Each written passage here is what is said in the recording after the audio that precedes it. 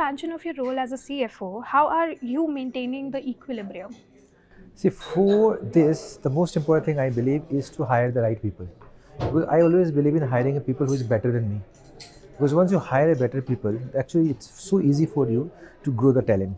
Because I believe in building the talent pipeline, growing the people actually who can think about it and who can solve the problem. So once that is done, your job is actually becomes so easier. You have just need to guide and then things will get done.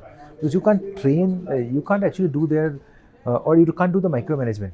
What you require is only giving the team the big picture and get the job done because you have so many things to manage. So the good team means good result. That's how you have to maintain the equilibrium.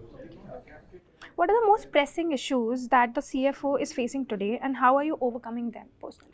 So there are many things. So for a CFO, if you say today, the biggest thing is stakeholder management because the promoters or the owners, they're expecting not only the financial numbers from you, but actually they are seeing you as a solution provider.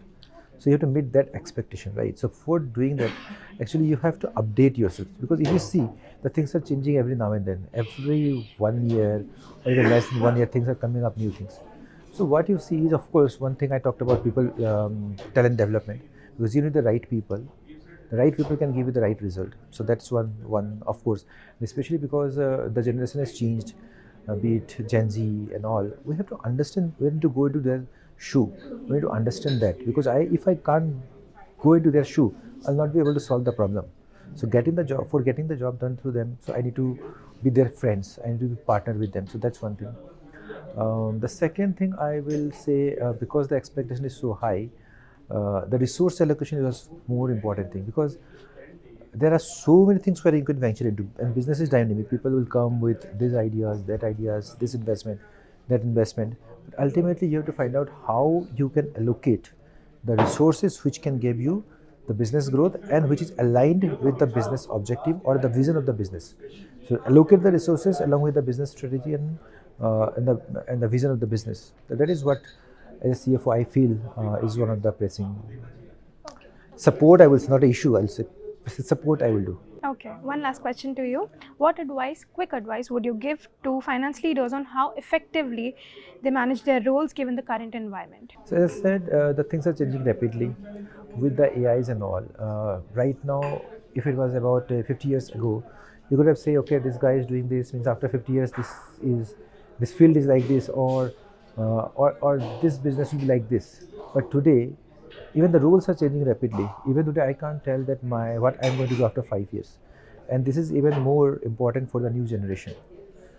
So therefore, they need to keep update themselves with the changing things. That is one thing. And the second thing is they also need to do grassroots level working because once you understand what is how the things were done, then once you grow, you'll be able to do better review. So therefore, don't shy away from doing the ground level job. It's good for you. Then only you will be able to do the better review, update yourself all the changes, and most important thing for all of us is just develop the people skill.